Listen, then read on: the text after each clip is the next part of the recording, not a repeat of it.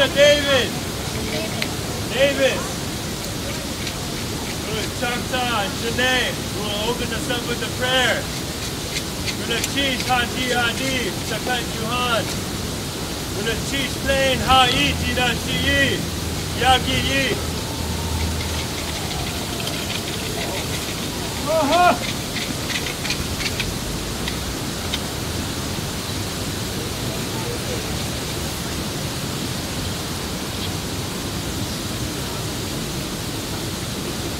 Thank you.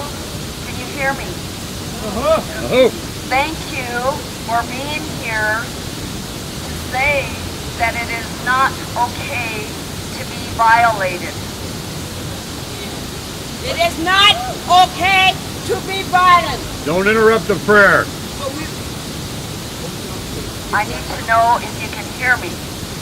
Yes. That's why we all sit together.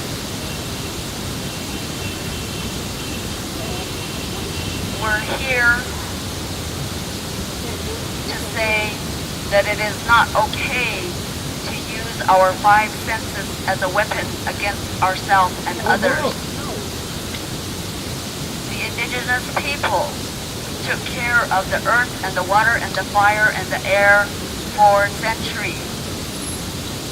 And the earth and the water and the fire and the air took care of us. Because there is one mother of us all. And that is our Mother Earth.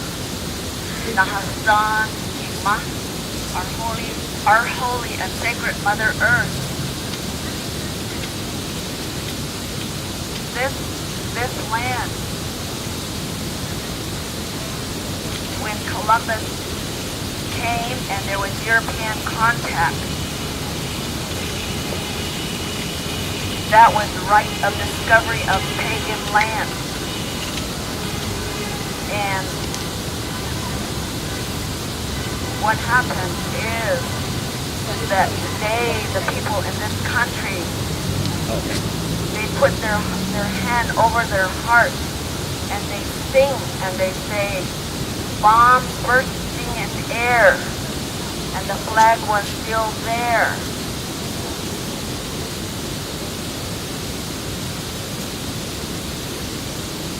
So this prayer is a blessing.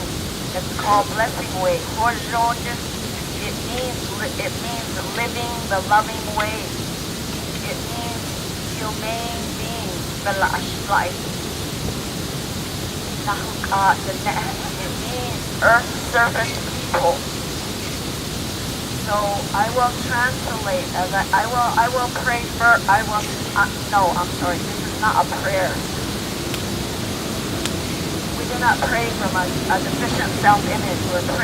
We're saying affirmation, saying,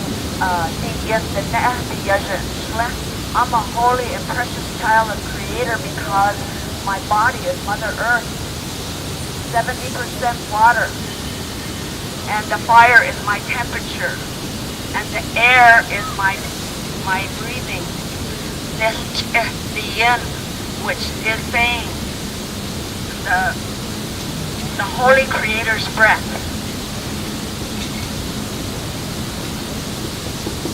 So it will be a way, because the language or Navajo language, we're all in end stage colonialism, and the majority of people are just now finding out what we have been subject to for so many centuries, in which the products and services that we're forced to be drones and consumers, they go from the poor to the rich every generation. So I hear the people saying, no, our original identity as indigenous people, it goes from elder to youth around clockwise. That's the 7th generation. You understand that, what I'm saying? That is a ceremony right there.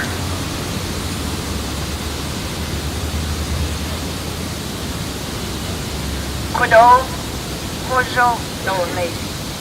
Nahasan Hima Jonah A Yadafir Hashtag Hashtag 1 Ayaha Shajra Shata Diyin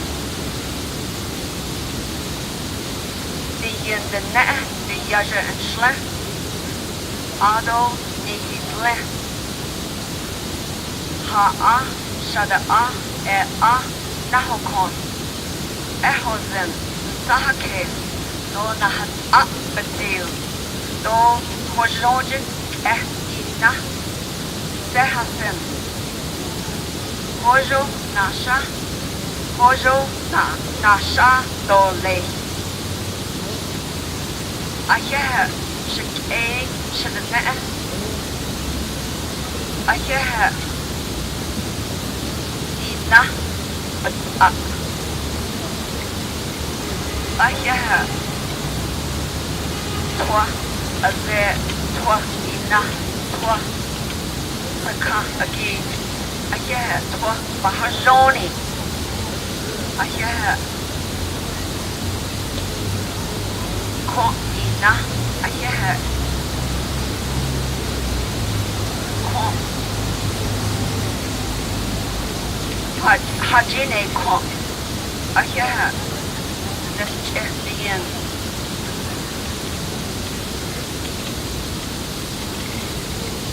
Hojo Nahasli Hojo Nahasli Hojo Nahasli Hojo Nahasli a translation Kudo Hojo Dole in the eternal now forever the blessing way of life has been given to us by the Creator. Nahasan Ima, our Holy Mother Earth, we're walking in goodness and beauty and truth and love and peace on Mother Earth. We do not have to defend truth because defend means to attack, revenge, retaliate, attack, revenge, retaliate for centuries and centuries. So I call the divine feminine and the divine masculine. And I call the four directions, east, south, west, north, child, youth, parent, grandparent, spring, summer, fall, winter, white shell, turquoise, abalone shell, jet and obsidian, white people, red people, yellow people, black people, all born and holy, in the holy circle, in the sacred circle of life. And the affirmation of Hojo Nahazlin is saying all is complete in beauty. Hojo Nasha, I'm walking in this pathway as it's an everyday of life. So living the loving way translate to English means making how do I use my gift for collective survival in the clan system? We call it Hojojik Ina. I'm alive. I'm alive because I know my sacred place in the universe. You are right now in your sacred place in the universe.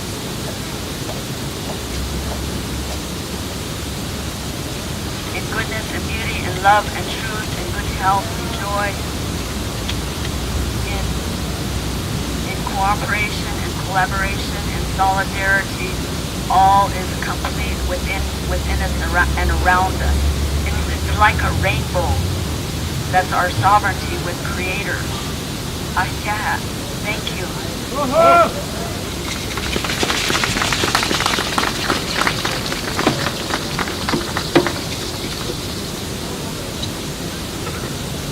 Cheese, Hati Adi. Can you hear me in the back?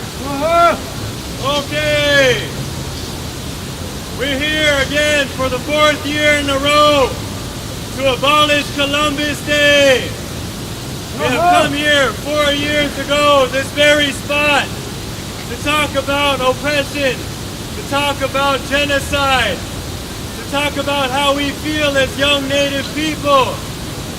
As you can see, we have a continued group of people who have come to speak, who have come to sing, who have come to pray again today First and foremost, we want to thank the Duwamish people for letting us be here. Our hands go up to you. Gonna cheese.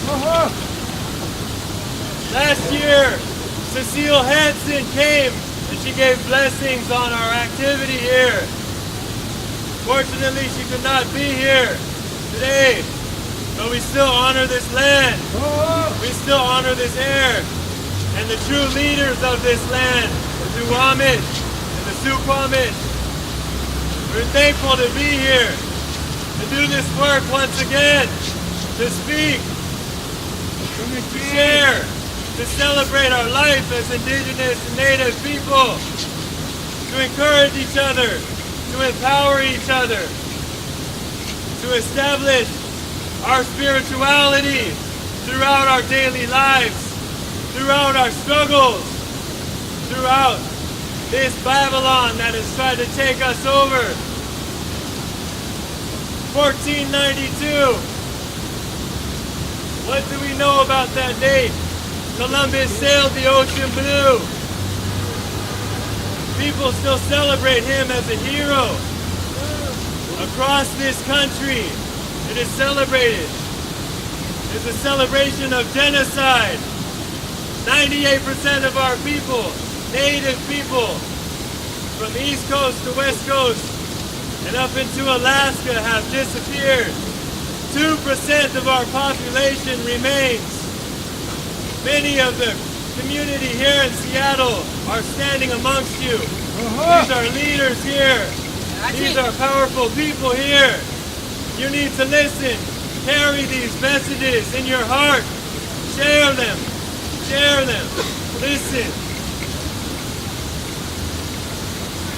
This is the original group of Old Growth Alliance. The first people who are here to organize this event. Brother Alive with Skies. This got adopted last night in a potlatch up in Sitka. He is Plinkett now. He is Killer Whale. Tabitha Millian. She's also an original founding member of this group and why we are here today. Harold Belmont passed on this staff to us to use it here today and in the way that we need to. Keep him in your thoughts and your prayers. He is inspiration for all of us that are up here doing this here now. The elders that are here doing this before us, we acknowledge you. We're here doing the best we can. We're thankful that you're here listening. Spirit guides, we see you. We acknowledge you. The ones who are unseen, we acknowledge you. We are thankful we have this opportunity, this sunshine, this rain stopped for us to be here today. We are thankful for these gifts. We look forward to a good, peaceful day here. We come to express our anger, to express our rage and our sadness, to celebrate our culture as Native people. But we are peaceful here today. We are peaceful here today.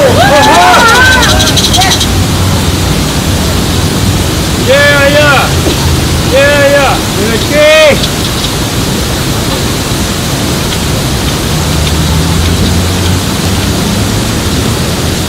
Hi, and Alive with Skies. Ani anja chuki ki dagi. Ani vietiratom sa Korea sa Daniel sa Tlenge.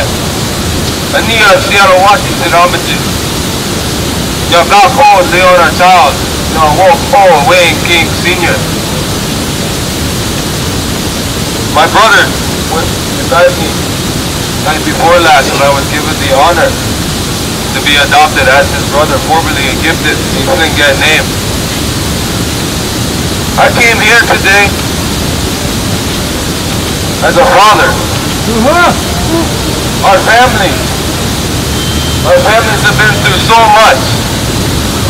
It is our families that keep us alive. It is our families that gift us our wealth. It is our relatives. our relations.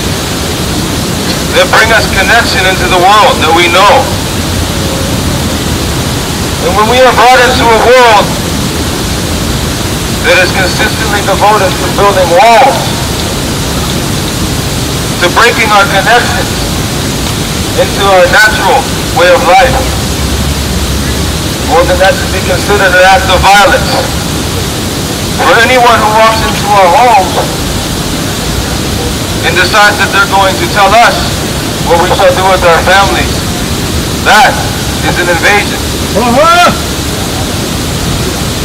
I look at you all here today, and I am very pleased to see all colors here: white, red, yellow, and white. Black, excuse me. I noticed that the Wall Street occupiers have made their presence be known here about a week ago. And this pleases me greatly too, to see that non-natives are understanding that it is not a matter of race, it is a matter of their outlook on life. And I see very poor people that making our decisions for us, poor in spirit. They have no consideration for our families. They have no consideration for our lands. You see them exploit our families and our lands with their laws. And when you hand your soul over to a way of being that relies on paper, well, then that's a major break in our connections. The wealth that we have is carried through in our actions, our songs, our way of being. So for all of you to be here today is a gift. No matter what happens, we must be strong. Always be strong. No matter the aggression that's visited upon you, be strong. Endure. Always. We've endured 500 years, and we're here now still. And we'll be here another 500 years. And I pray that our non-native brothers and sisters shall stand beside us today and have a strong voice and understand that you are people, we are all people. And that's what's important, is people, not money, religion, presidential associations. All of that is a trick. What's real is all of you people here today. You're real. You're beautiful. You're strong. Always be strong. Don't ever let the face of ugliness look at you and tell you that is who you are.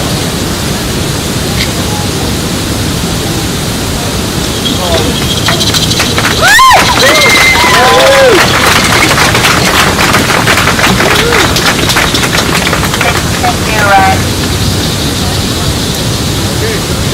I'm standing here and I'm thinking about what I want to say to everybody. I never prepare anything, a speech.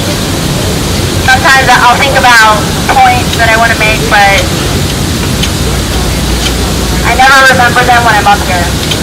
So I just speak from my heart. You can hear me now? Great. And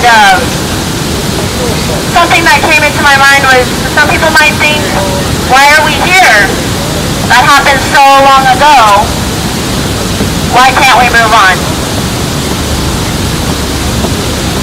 Why we are here is because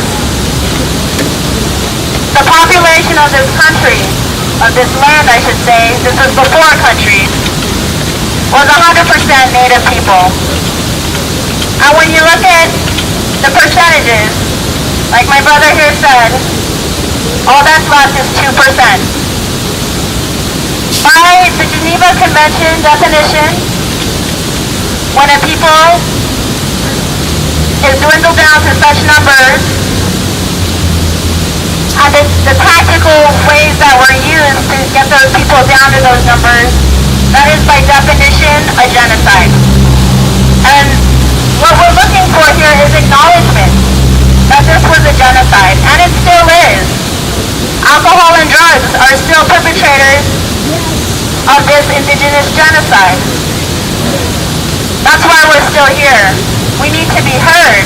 The truth needs to be put out there. They teach lies in school. Columbus was not a great man. In his own journals that he wrote, it is quoted him saying, when he encountered indigenous people, that he thought that they were beautiful, kind, and would give anything that they ever would ask for. He followed that by saying, we could easily overtake them with 50 men.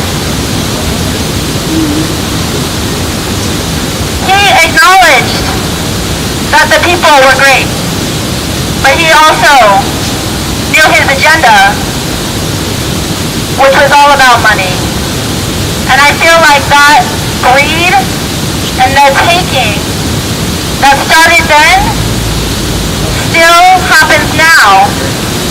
And that's the culture of America. It's a culture of greed. It's inhumane. And that's why all these people at Occupy Seattle are here too. Because now you guys are understanding and feeling the effects of colonization. Thank you. Westlake to attend. Koika people. Andahudin, Shokukedi. My mother is a Thunderbird Eagle from Juneau, Alaska. I see Quakers in the audience out here today. And generally when I say anything I have to make it rhyme. So this is a poem I prepared for my nephew and for my niece, for their organization and for all of you folks here on this Columbus Day. How silly, huh?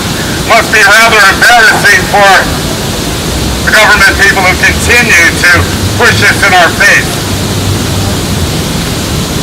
The one thing we've learned is there's one thing for sure, that history is theirs who would write it, and that those who would rule would give us their truth and force us all here to recite it. From ancient Greek cultures to grand Persian sultans, to empires of Egypt and Rome, and China's Great Wall speaks nothing at all of culture and history at home. Was ours not worth knowing, our people, our story, of a world that was true and not really brand new, been on record for thousands of years? Their history portrays we were sadly misplaced when 3 Spanish ships ran aground, and 500 nations received their salvation after waiting so long to be found. But they did pretty good for being lost in the woods, dating back to 2000 BC.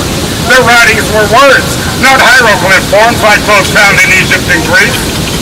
And their writings have shown this long had been home, and something the Maya were proud of. For infinite seasons, their Garden of Eden was one they were never cast out. The Anasazi had built a palace with cliffs. Their spirit inspired the thunder.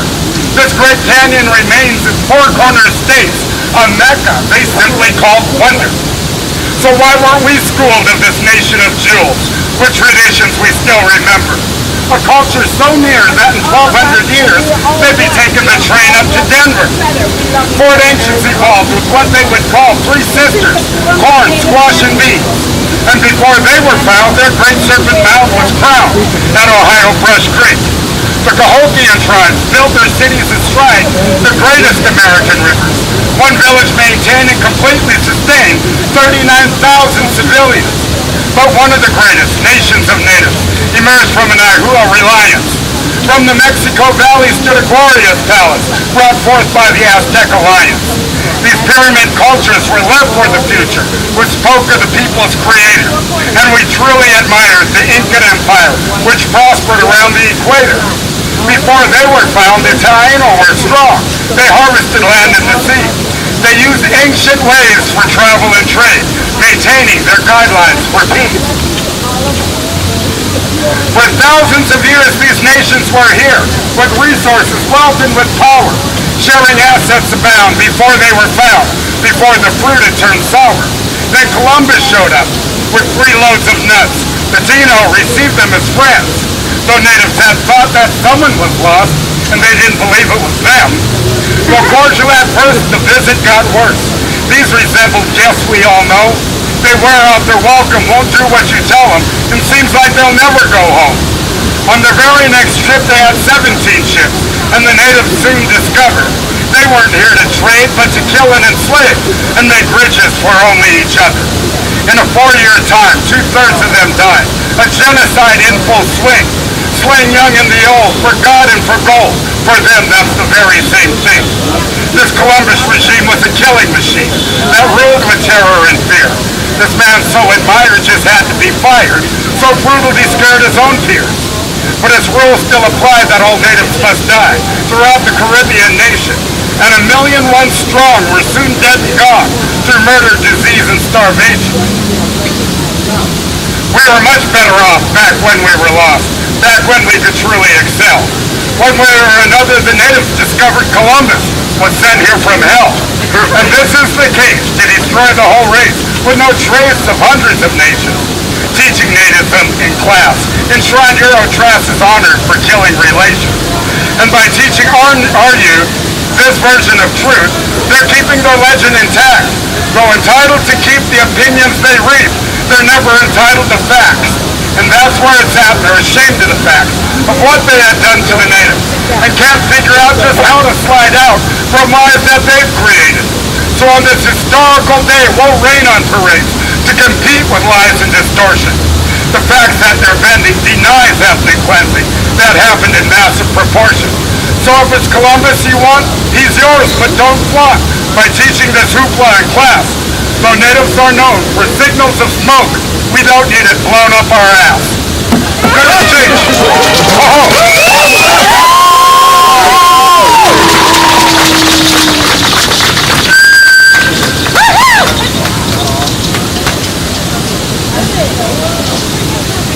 At this time, we're going to ask Sacred Water Canoe Family for 2 songs. We're very thankful to have their support here again this year.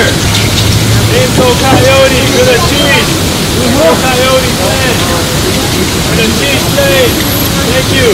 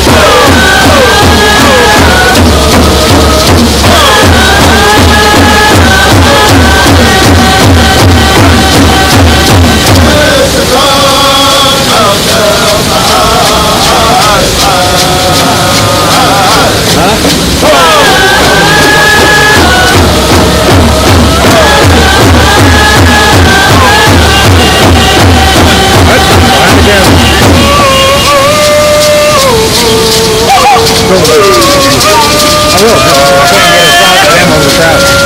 So, I mean, giving them their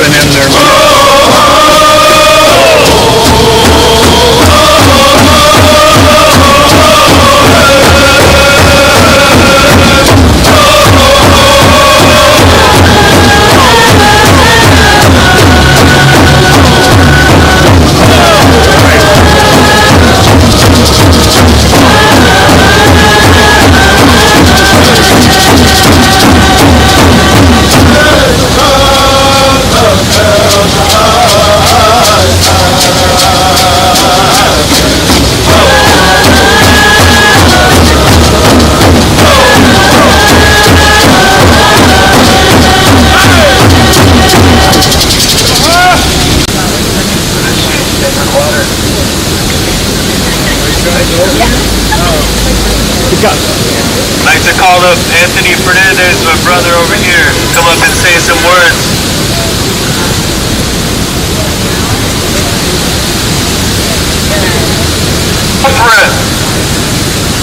We're made to do that. We're a humble people. We're an honorable people. This was given to us to find where our heart truly is. Once you've been through it, you know where your heart truly is. And your mind will follow your heart. Because only a pure heart is going to get you through. It's going to lead you out. It's going to lead everybody out. So you've got to be willing to take that choice. You are all called, and you know who you are. I thank you for this opportunity. Thank you, brother. The male song is used as an entrance. It comes from Angoon, Alaska. The killer whale are known as the chief of the sea. There are several killer whales here amongst you. It is said that when you do anything with killer whales, when you travel with them, that you are protected. We want you to feel this protection here. Yeah.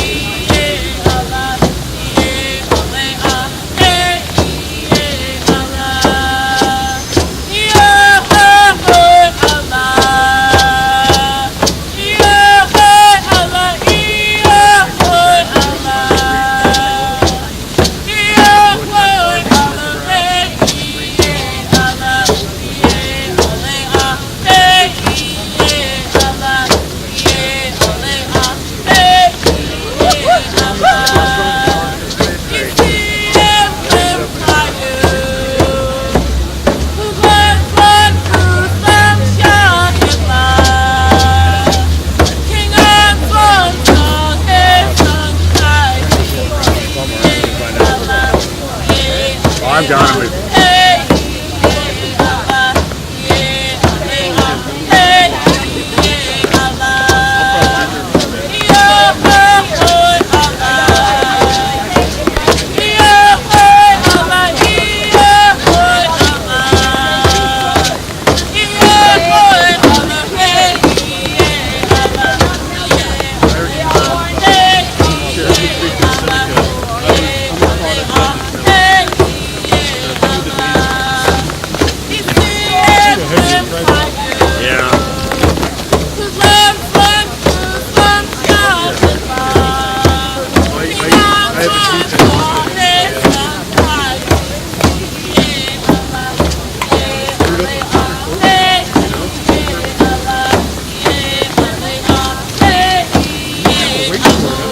I should, but I'm trying to find one of the ball bearings because it jerks really. Thank you. Clink it and Haida people. Next speaker I'd like to introduce, a friend of mine, is Patricia Davis of the Dene and Choctaw people. And she would like to speak and share with everybody here. So please welcome Patricia Davis.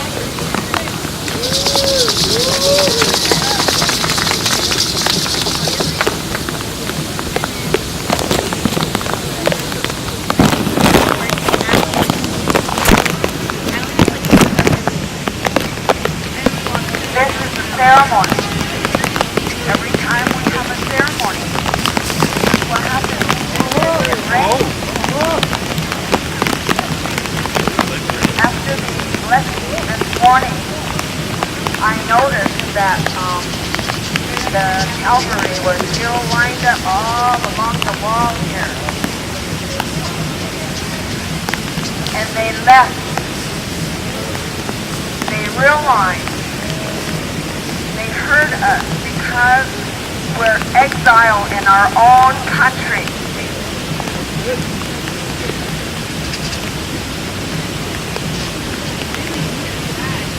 What does that mean? It means that when Columbus came over here, the 4 phases of conquest was genocide. And I said over the years, alcohol is a weapon of mass destruction and genocide. Genocide instills fear of survival within us. The next phase of conquest is conversion.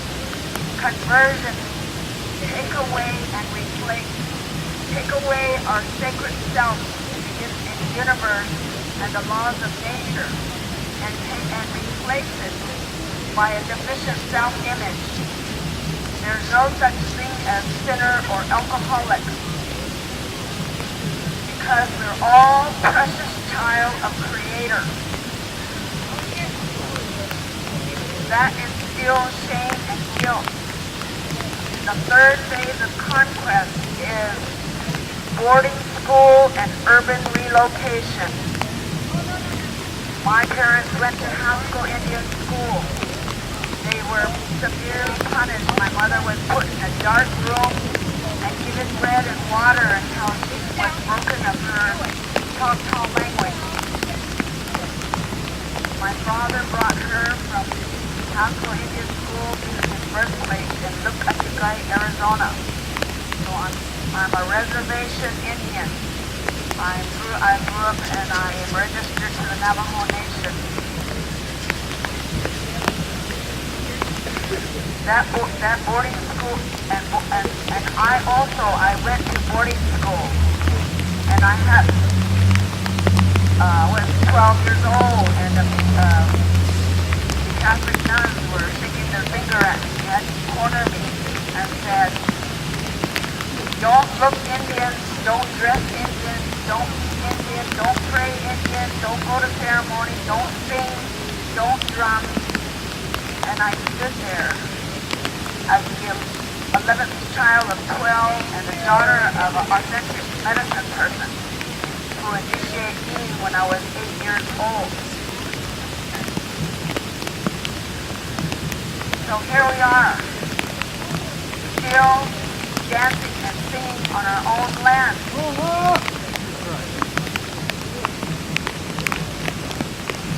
Boarding school and relocation is domestication. Urban relocation meant that you had to be a carpenter, a welder, a barber, anything in the trade. Female secretary, a babysitter, cleaning houses. Domestication means that was loss of language, loss of land, loss of home, loss of tribal dress, loss of ceremony, loss of relatives, loss of clan systems, loss of drumming, loss of tribal food, loss of livestock, loss of tribal structures or sacred ceremonial places. The list is very long.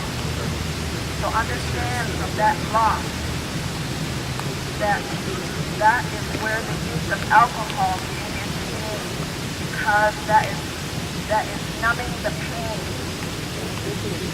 And the people that perpetrated upon us, they are using lying to survive.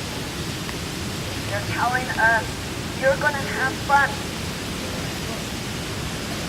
Well, there are whole prison units in this country and in the Southwest, in Arizona and Mexico, all over, that are filled with Native people for all the crimes being used under the influence of alcohol and drugs. There are whole units with CWI. So I said earlier today, we're all end-stage colonialism. What does that mean? It means that we have been taught to use our 5 senses as a weapon against ourselves and others. You hear that? We have a word, it's a slang word. That word is Filagana.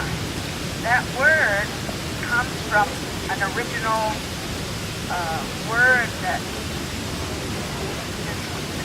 describes the person who uses their 5 senses as a weapon against themselves. But people identify things as they call white people Belagana. But it's a slang word. It doesn't mean white people. It means anybody, anywhere in the world, anybody that uses your 5 senses as a weapon against themselves and others. Because in our language we have the spiritual name of Abolish, like 5-finger people. That means humane beings. So the 4th stage of conquest, Columbus came over here with the Charter of the Forest. The Charter of the Forest came from the Vatican in Rome, and that was right of discovery of pagan land. So that was you convert or you die. So the 4th phase that we're basically in, my generation, is exploitation, can you hear me? Exploitation and victimization. So you know that we've been, that there's, why is there one group of people that went all over the world throughout history to kill, murder, genocide the indigenous people and steal all the resources, and then they create systems that are, I call, parasitic. You know what a parasite is? That means that I blame the victim to collect. You owe me. You owe me forever.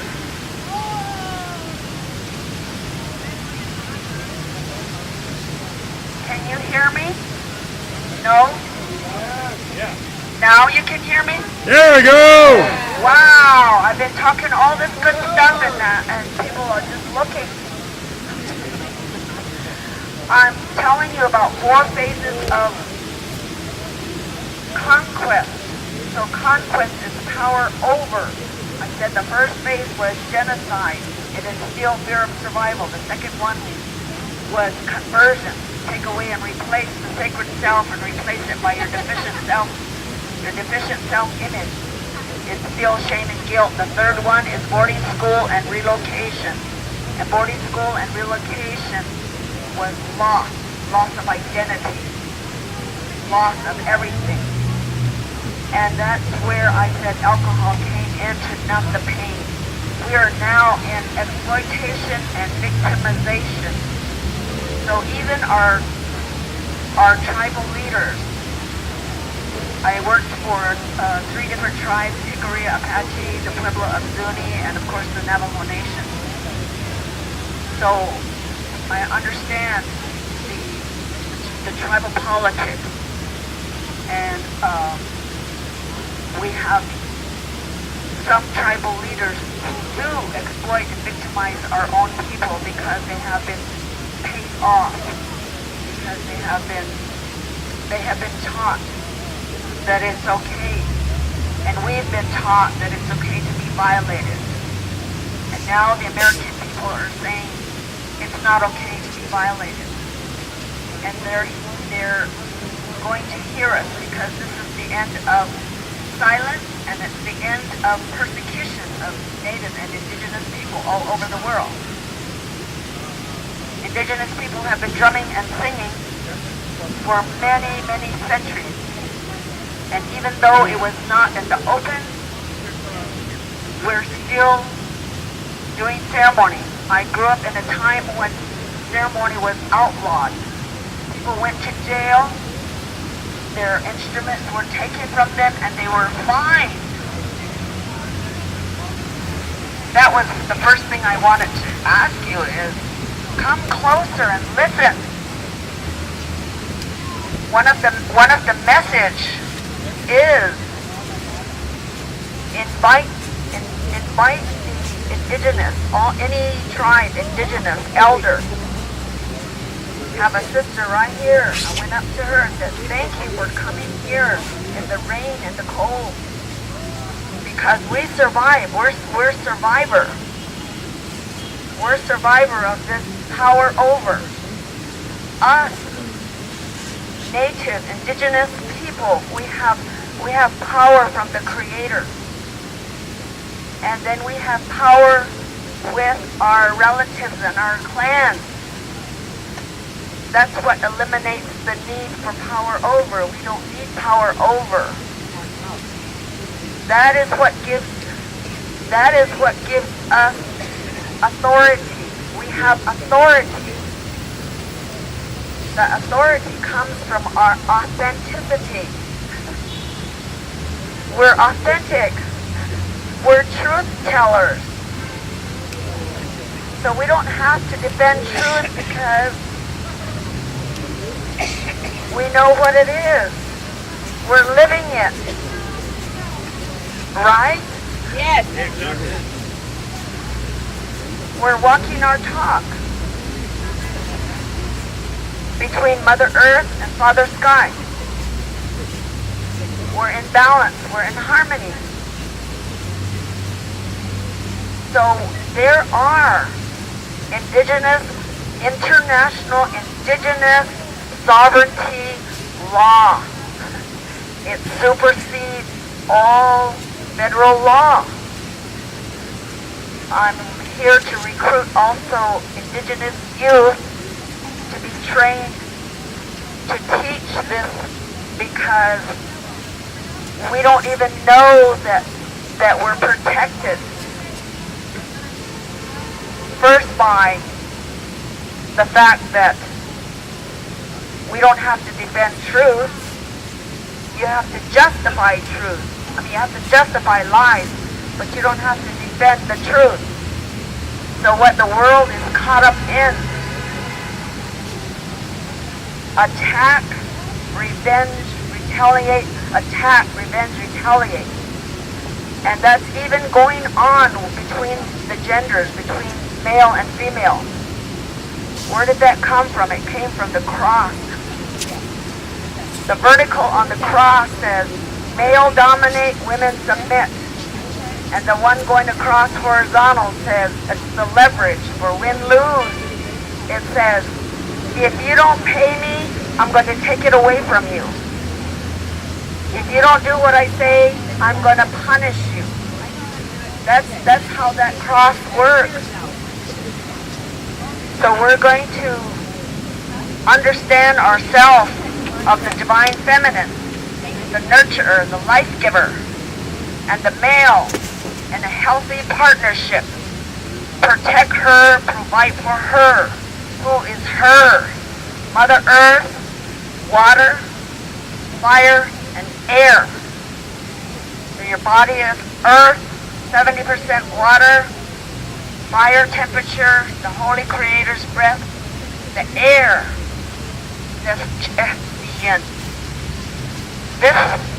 staff right here, this is our flag in nature. This represents that male protector provider. We used to have the men who took care of the outside of the territory. Oh, that's your tribe, this is our tribe, that's another tribe. The men who took care of the ceremony, the men who took care of the outside of the territory.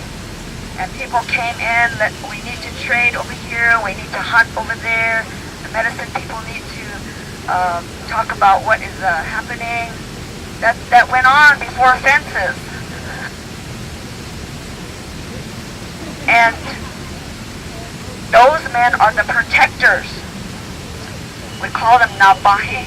The men who take care of the inside, the hunters, we call them Natani.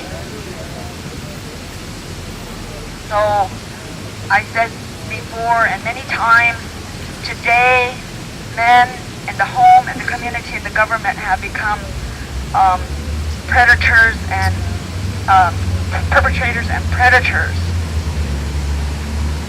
So this teaching right here, the right hand, the mother's lineage over here, life giver, nurturer, the father over here with this staff right here, the man, the male role, he's like this. He's a protector and provider. So I'm going to say that the right side, the mother is Tuah Bashishina. Every child is born through the water. The male side over here is Nayet Nezgana, which means to undo, to erase the nightmare of hunger, poverty, and disease and premature death. So the man is supposed to be as a protector, provider, to not allow hunger, poverty, and disease and death to his clan and his tribe. So that is a symbol of this right here. In the blessing this morning, I was saying thank you to the eagle and the eagle feather. It represents the indwelling life from the Creator within us.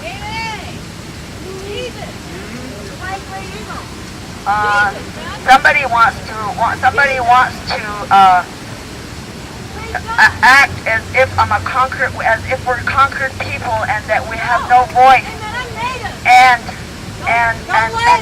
Don't interrupt. Quiet. She's talking. The person wants to continue the colonial act of saying that we're a conquered people and have no voice.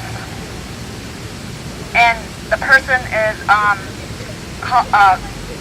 calling out the prophet Jesus. We do use. Don't interrupt the elder. Don't interrupt the elder. That's what happened to us when the missionaries You came know what? to Don't this interrupt the land. elder. That's what happened to us. The missionaries came and they said, I never use the word God in English. Why? I say creator. Because the people, the human beings, they appoint themselves God. They said, I can think what I want. I can say what I want. I can steal what I want. I can kill who I want. They appointed themselves God. That's why we don't use that word. And we don't listen to the missionaries because they destroyed us. You know what? I don't think. You know what? Go away. I ain't got. You know what? He's not hate. Just the spirit of You knocked my camera. interfere. And that we're the 100% indigenous native people all over the world. This is our land. This is our resources. We never sold it. We never gave it away. We hold. All I did was keep her away from my camera. I have witnesses. We hold our sacred, holy Mother Earth. You have me as a witness. Huh? You definitely have We me as take a care of her. That's for damn sure. So the ones that they are calling, the people they're calling 1%, they have a name for them in English. They're calling them Illuminati. Yep. And that's their rightful name because they are the Illuminati, naughty. That's who they are. I want to speak.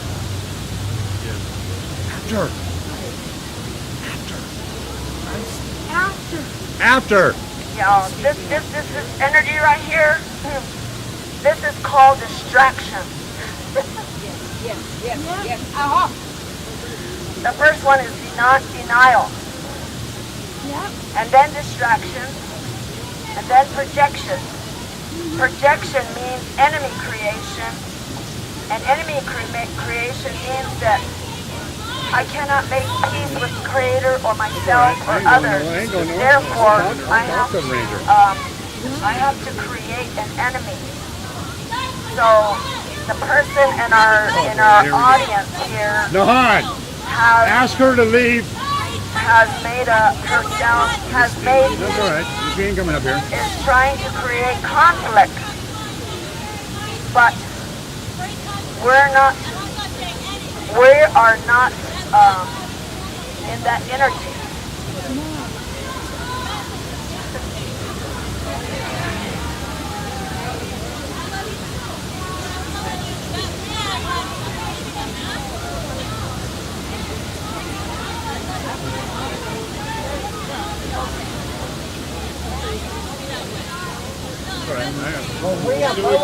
Okay, we're still listening. Well, speak up. This is what happened. This is what happens is that people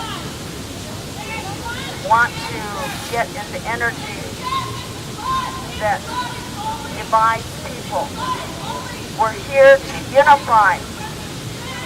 What is it that unifies us? We've had centuries and centuries of what is called domination. So we do not have to submit to any message of domination. And I have an Indian man standing here saying, "Well, hurry up! I want to talk." Well, this is. All I tried to do was ward her off with a There is no respect for it. So that's the alcohol is speaking through people. Yeah, and the drugs. Because I'm a seer, I can see energy. And this energy right here is for you to stand your ground. Yes. For you to stand your ground in peace. That's working. In spite of the anger that is being expressed by people. Yeah, put the Because board in the your energy face. has to go somewhere. And these people are agreeing to be a conduit. They're agreeing to be possessed to express that anger. So we Isn't this conversion? no, this is not. Proselytizing. Sounds like conversion to me. No. Yeah. We're focused right here on our purpose of why we're all here. We're all here today to say that Columbus Day is a lie. We need to say institute Honor Day. We need the American people to say thank you. We need the American people to say we need to honor you. Instead of we were subject to treachery and deceit. Treachery and deceit. The pilgrims fed the first people and they turned on us. That treachery and deceit is murder and plunder. And when we speak this out and tell the truth, and then Go away! I want to tell you one area that history doesn't tell us. And somebody has a sign about history. Well, history is his story. History is his story in his library. In his library. Right? History, his story. On Lake Union, in Lake Union, listen, people, listen, pay attention right here. Listen, at Lake Union and this whole Puget Sound, we know about genocide, we know about guns and bombs, and guns. We know about guns and bombs.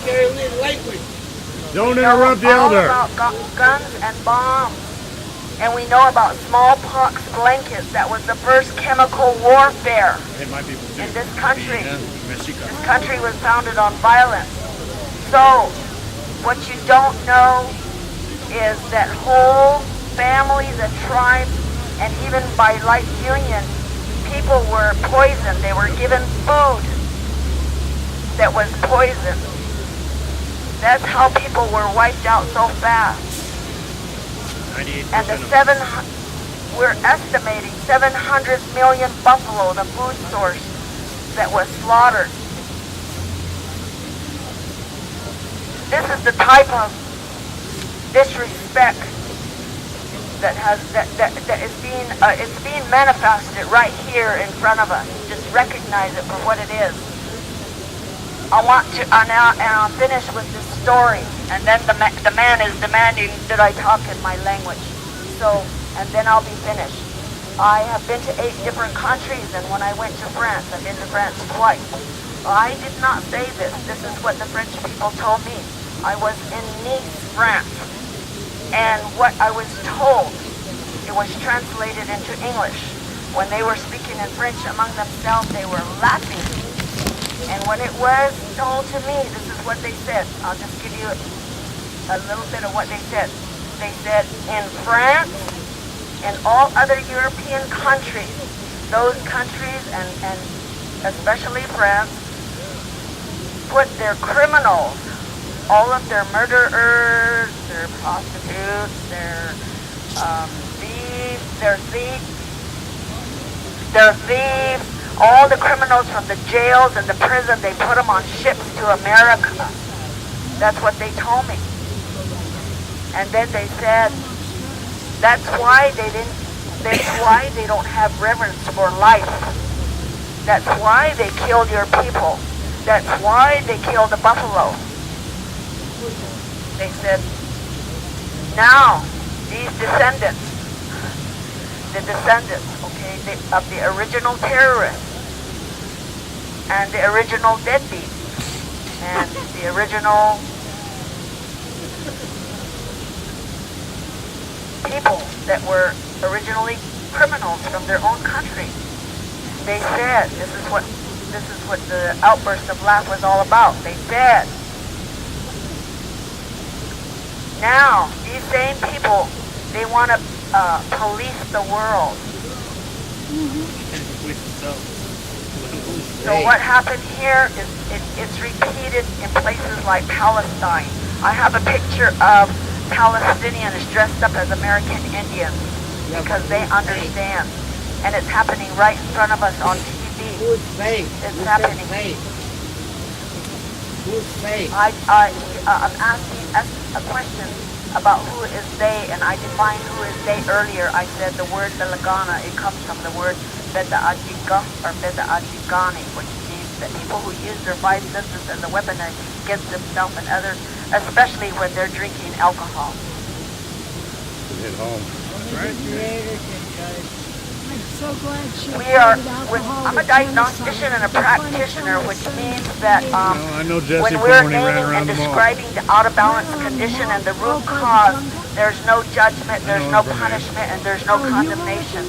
There has to be a way to make peace with the Creator and with ourselves and with others.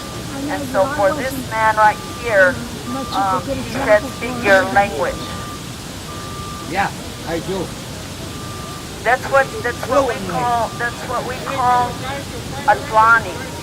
So since I spent over 20 years in behavioral health and mental health and social services, from outreach in the streets to director of large programs, I'm going to take him through a ceremony because I sobered up many drunk Indians and helped a lot of Vietnam veterans. Oh, bless you. So I will speak to him in my language. I am a Vietnam veteran. I like to thank Patricia. And if you're listening, she's a highly educated woman in her own culture and also in this, unfortunately, with degrees also, but she's a very educated woman, very eloquent. Thank you for listening and being patient. That's something that we don't practice enough of in this country, and that's why genocide is justified as discovery. I also like to make a really quick comment about certain people that were making a disruption. It's very important that this stays peaceful. You cannot feed into those vices because you are going down to this level. We need to be humane to each other, send them love, pray for them. They have pain. And this is how it comes out. So just please keep your hands to yourself. It's really important for all of us to be able to come back here. We do not want to be discredited as the angry natives that caused a riot. That discredits us. And that's what they want to do. So I'd like to welcome our next speaker, who is an elder from Huna. It might take a minute, but I spoke with him earlier, and he's definitely been around the block with protests and being active for over 40 years, from what I understood. And he will introduce himself. First of all, I wanted to say, that when a demonstration goes down, you teach before, not during. That fight that went down there should never happen. I want to let you know I'll never go to that church, period. But the Alaskan people, when they smoke, I want to recognize the Alaskan people when you're dead.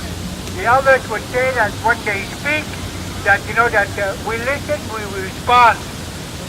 What they did when they spoke, and they dared to shot an arrow. That arrow would not hit the mark if we never responded. Very, very important. We don't teach during demonstration, we teach before. If you keep on doing it, it's going to repeat itself. So I want to encourage all of you, do not get discouraged. Learn from the mistakes. That one lady who was hollering around, I tell you right now, I wouldn't go to her church because I'd only repeat what she's doing. And that's not good for our people. And the ticket people, they're saying, sheesh, na cut you hard. Thank you all. And I want to sing a song, but I want to borrow a drum from someone who's willing to give it, not have to be forced. And the song is to encourage you. And I want to make sure that this is from the heart. Our people say to Ayak Quest, don't be afraid. But when the last people came, they came from their teaching. And I want to encourage you, that's tradition. We're not here to put nobody down, but we're not going to be put down either. We fought for where we're at today. I'm one of the old school people.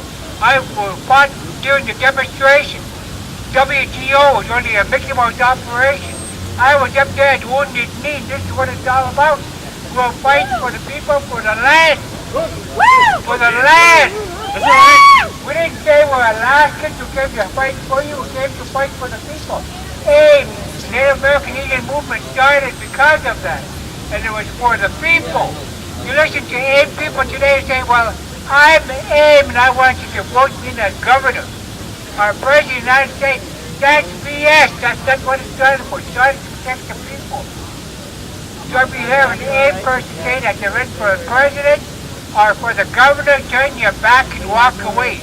Because we started it to protect the people. And that's what this is all about. We lost a few relatives along the way. John D. Williams was one of them. And I want to let the people know that he was stolen from us, and we're not going to let him forget it. We're going to bring it on every chance we get.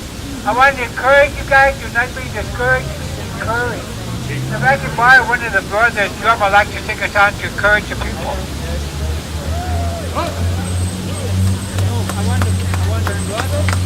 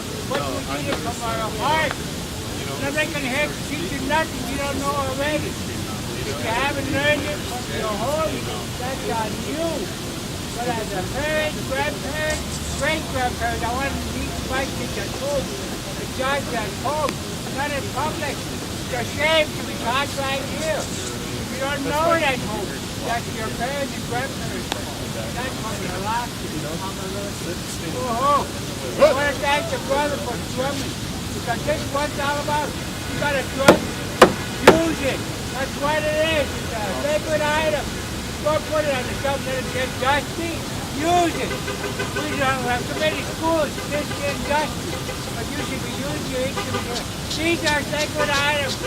One thing by Russia for those who don't know. Why not plans for the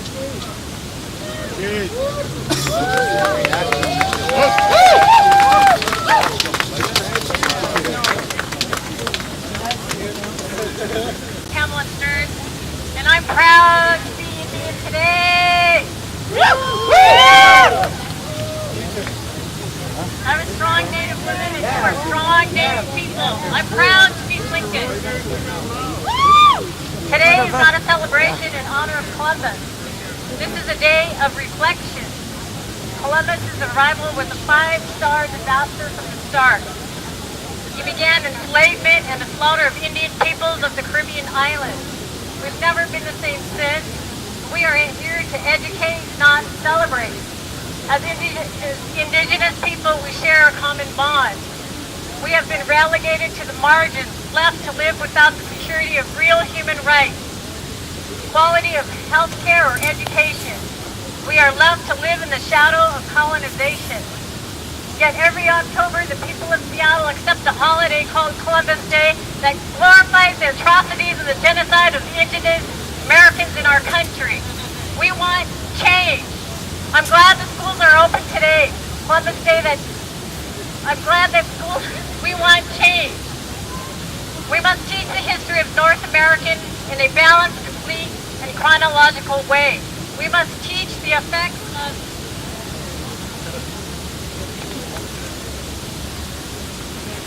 I'm going to slow down. I want to introduce my daughter, Stephanie Masterman, who has joined me today. She's okay to be out of school and celebrating this Indigenous Day.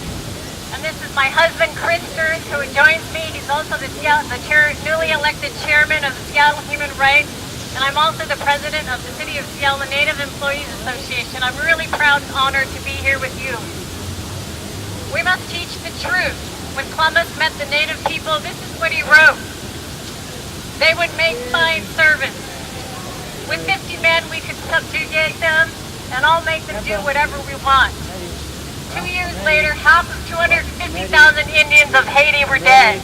By the year 1510, there were perhaps 50,000 Indians left.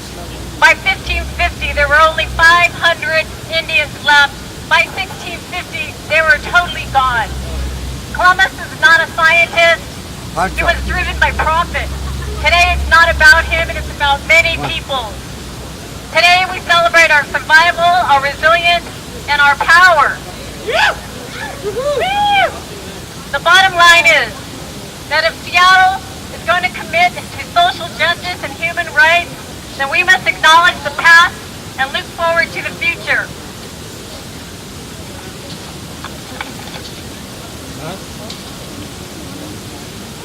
Someone once said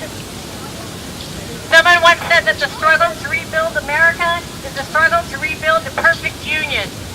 Part of building that union is to make sure that we build it with honesty and justice. But justice is harder because it means doing something about it. Justice isn't about throwing up our collective arms, our national arms, and saying, oops, our bad. It's about making amends, and it's about doing something about housing, healthcare, educational, and our cultural system. Justice is about looking after our brothers and sisters and treating them with dignity and respect. Dignity and respect means policing. Policing the streets of Seattle without prejudice and with compassion. That means doing something about all of the statistics I just mentioned. We're not really here for ourselves. We already know about the past and we know what needs to be done. We're rallying here today to tell the truth and say what we have to say so that people will never forget. Well, they will never forget the atrocities of the past, because if we forget the past, and we are doomed to repeat it. Aho!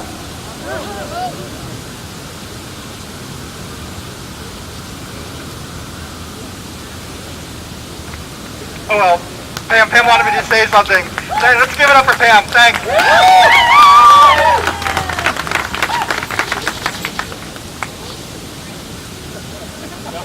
Wait, okay, I'll say one other thing. My name is Chris, and I work for the Seattle Human Rights Commission. I'm the new elected chair, and I just wanted to say that one of the big things that the spirit here is about dignity, and it's about treating each other, recognizing and respecting each other's right to be free, right to have their own lives, right to think and do what we want, and being respectful of each other, and just also being very loving towards one another. And I really appreciate the fact that I'm here to just be with you all and to see your love and the hope and the honor that you bring to this place. Thank you. Thank you. Yeah. Strong words we have. I want to emphasize again, I come in here being a father. And he needs to I have quit a child who is 14 months. And we had an eruption here earlier to be in this. It reminds us of violence and its power and the trick of believing its power. And we want to be peaceful. We are here peacefully today. This is true. But I always want to remind every one of you that violence was initiated a long time ago. And yet we are still enduring. We are still standing strong, setting a good example to lead. We're all conscionable people. We know what it means to initiate violence. Now let me ask you, why do we tolerate all of this and the violence that was initiated to build it? And yet we're still standing here peacefully. Peacefully. You know, ever since my daughter was born, actually before, my world got turned upside down, which is a common occurrence I've come to find. I don't really care for this world of money, government, nor religion.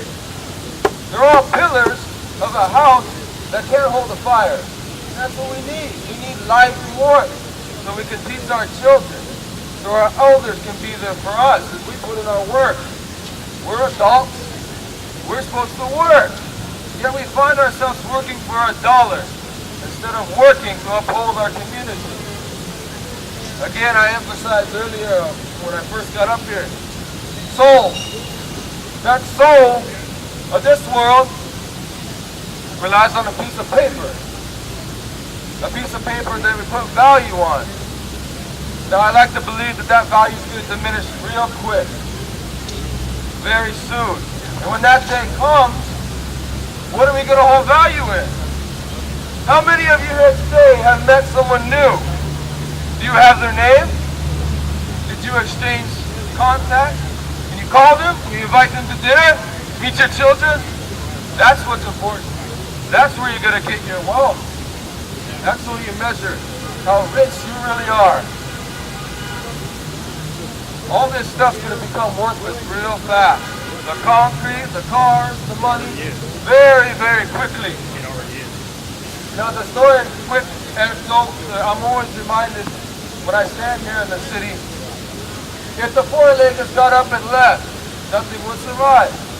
If the winged ones got up and left, nothing would survive. If the plants, trees, sea life were to diminish, nothing would survive.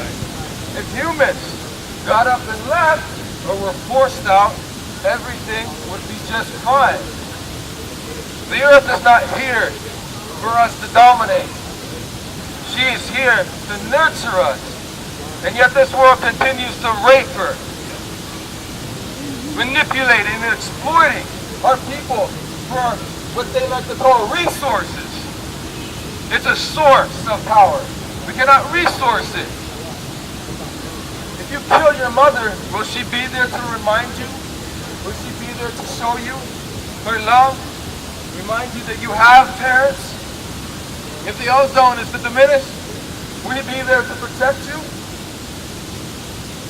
Our mothers and fathers were here before us, and we're here to work for our children, to build a life for them. Now this world doesn't necessarily think of the seventh generation. Look at that building there, I think of when it was built, when that first floor was built, and where it will be in another 10 years. Again, I like to believe it's going to come down real quick. Very quickly. There's a song I'd like to sing if I can borrow someone's rattle. Does anyone have a rattle I can use? A rattle? Oh.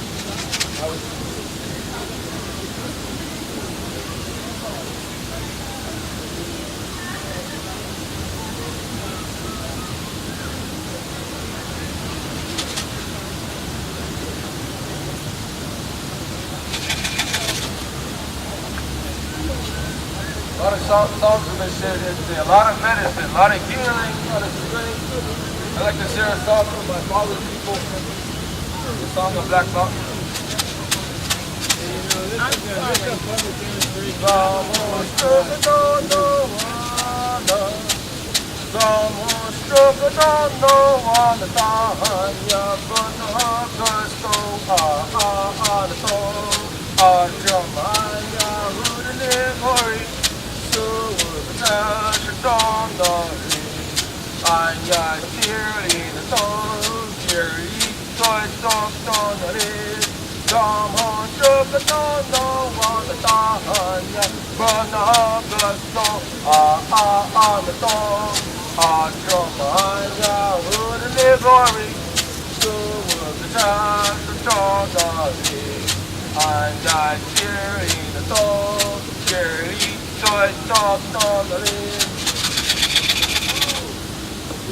I want to remind everybody that this rain is a blessing. We're in Seattle. We should never be disappointed when it rains. We should be dancing.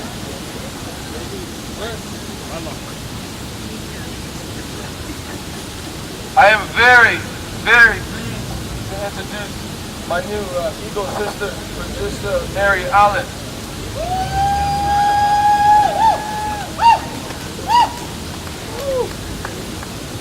Also up here with me is my Raven sister, Gianna Willard, from the Haida and Cricket Town.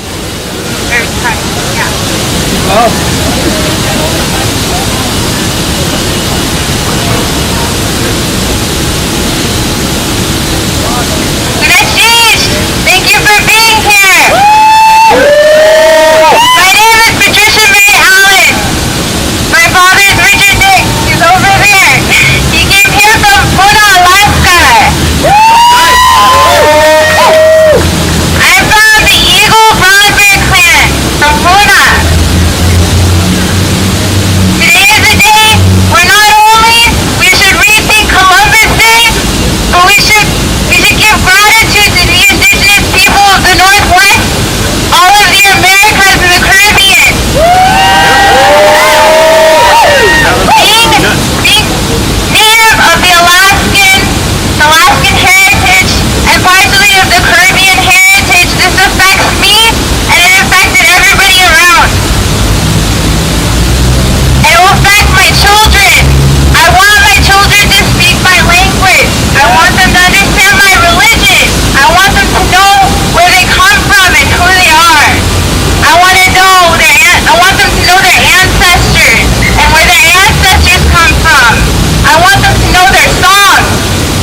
And without that, without acknowledging what happened to us, we can't move on. There's so little of us left, that 1%, that we need allies. We need people to support us and acknowledge that happened, that was there, that happened to our people. Without that, we can't move forward. And we can't do it by ourselves. We need everybody. We need allies. We need everybody's support. We need to support our children. We need to educate them and not lie to them. We need to keep them knowing the truth. It's the only thing that will free us from what we've been through. The only thing that will heal us is if we educate our children.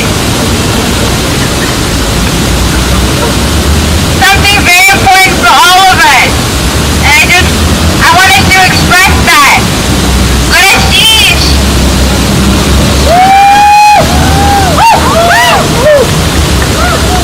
Georgiana Douglas, Dinani region. Diane Douglas Malaysia region. Sonuga Hunuti Kiangalas Kututi Kuagin. Tetrakan, Dunita. What I just told told you was my grandmother's name, followed by my mother's name. My Haida name is Sonu Gong, and I'm Raven Clan from Ketchikan, Alaska. I'm half Haida and half Tlingit. What I'm going to introduce is Patricia and I are going to sing a feather song. We're going to sing a feather song. It's a Haida song that we learned in canoe training.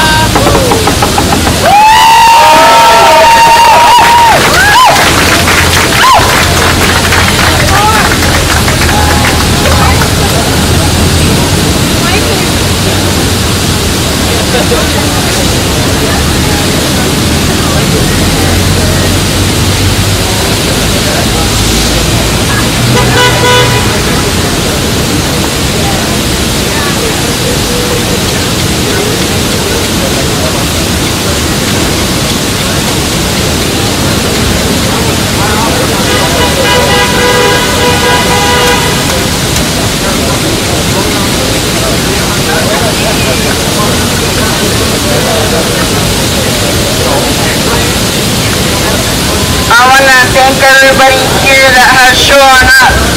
My name is Urba Pin. I come from the Wolf Clan of the Quileute people. And my heart goes out to all of the indigenous people here upon Mother Earth. We were invaded in 1492. This government was established. They brought genocide to our people. Not only that, but they continue to bring genocide around the world and take the people's ways of their livelihood away from them. And they turn around and tell us we gotta live like them and worship their religions and their gods. That doesn't make sense. When we stand up for our rights, they try to tell us to shut up and sit down. Enough has gone on for too long. We need to restore love, humanity, compassion back to we the people of the land. And I want to sing you all a song. My prayers will go all out to you, to those who have loved ones in wars, and those that have loved ones that fight with wars within themselves. This song is called Wake Up.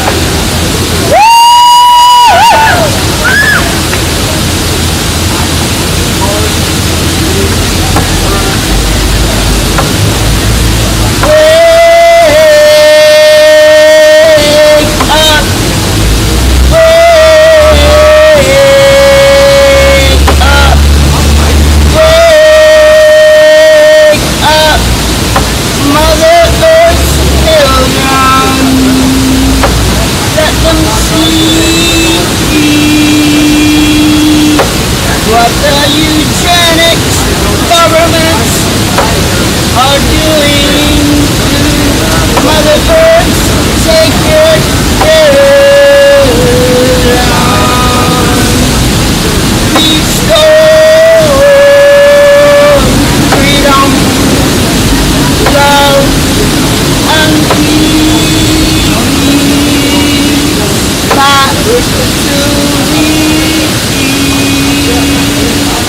Sacred children of Mother Earth, we have that right. We have that right to make a difference. We have that right. For too long we have been programmed by these people, Columbus's eugenic ways. Enough is enough. And thank you for not being afraid and showing up today. My prayers are with you all. Love you guys.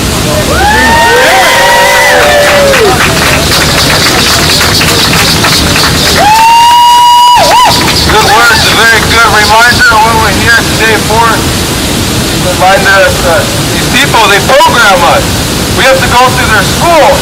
We have to go work their jobs. We have to use their money. We have to speak their language.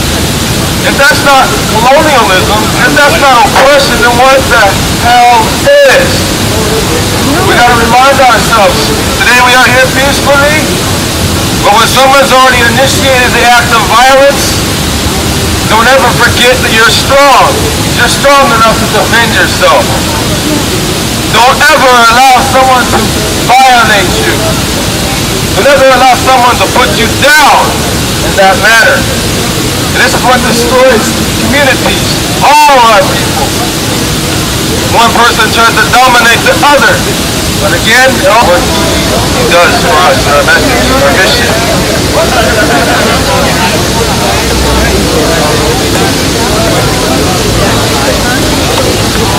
Hello, everybody. First, I want to apologize. It was not my intent to have some religious bigot try and tell me that I was wrong. But all I first said was, she's standing there claiming to be Native, but yet she's ignoring and interrupting and disrupting one of our honored elders. And she got upset when I called her on her game. And it wasn't a very good game because the rules she had didn't apply. Now I'm here in a way of support of this proceeding. And you know what? I acknowledge and see that those people over there, and I see a few of them in here. I'm sorry to say, they're just now recognizing the fight that's been happening to Native people for 500 years. Except right now, it ain't about race anymore. The elite, those in control, those who are greedy, made it about class. This class fight is haves and have-nots anymore. It's all about what they tell us we have to do and threaten us with arrest if we don't do it.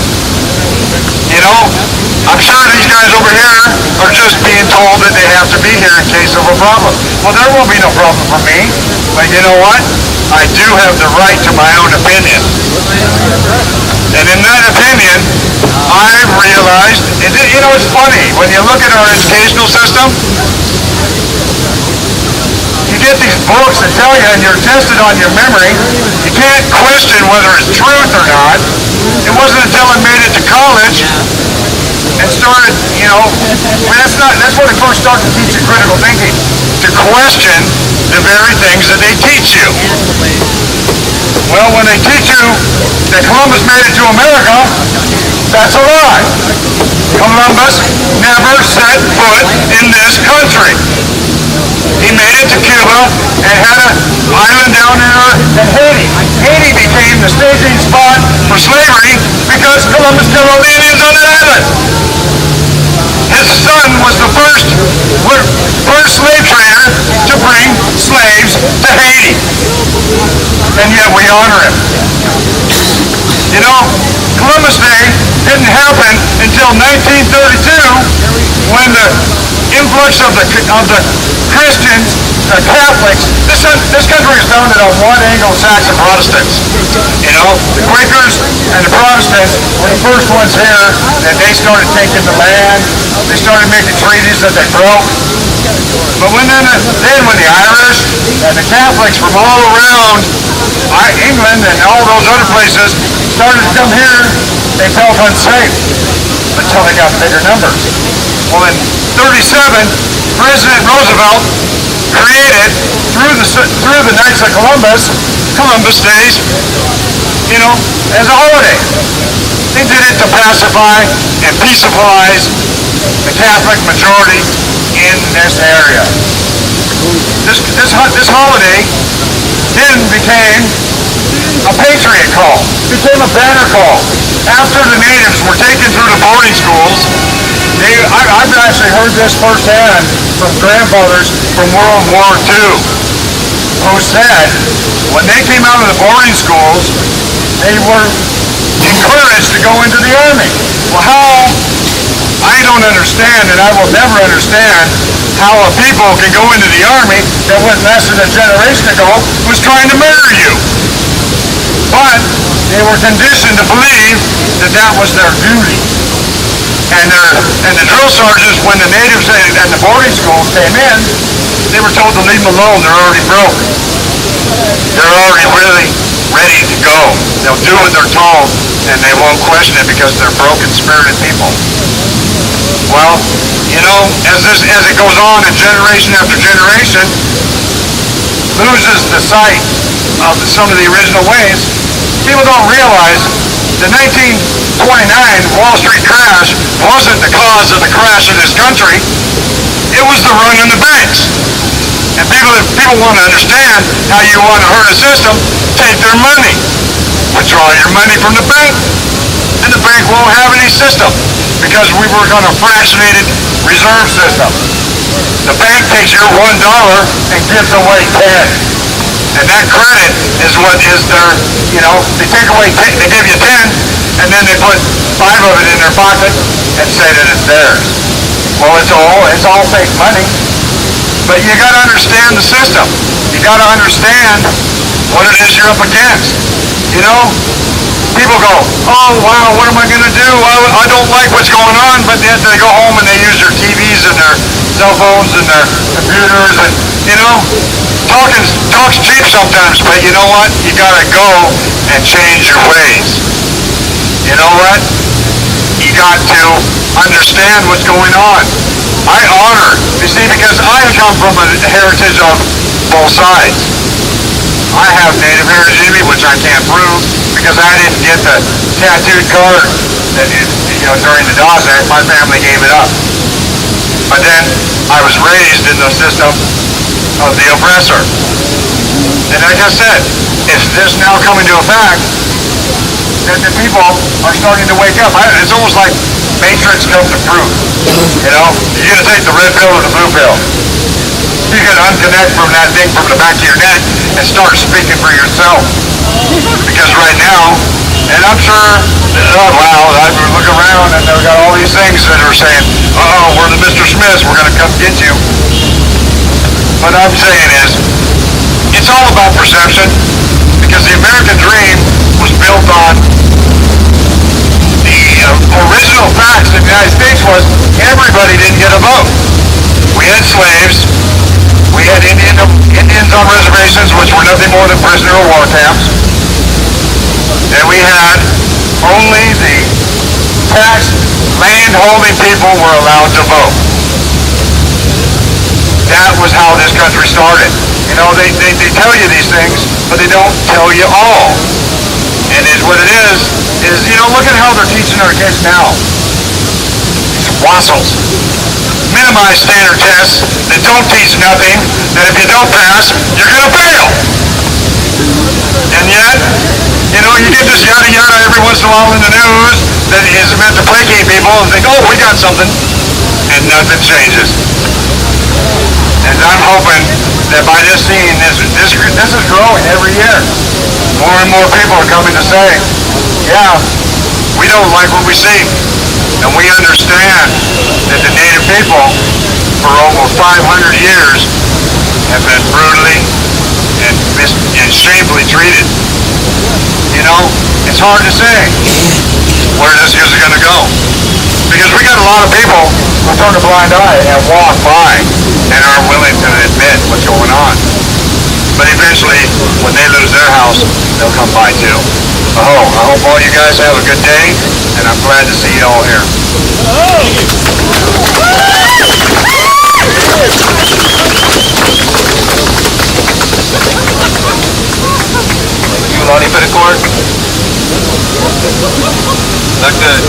Reverend Pope, come say a few words with the relatives.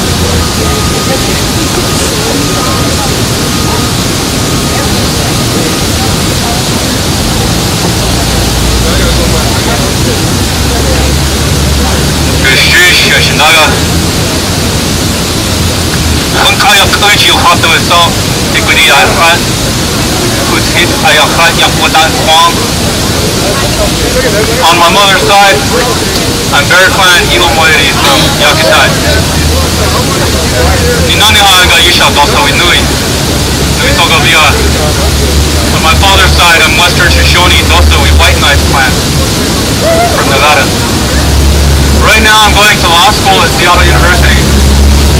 And I wanted to share some things since I've been there learning where the system came from with everyone here.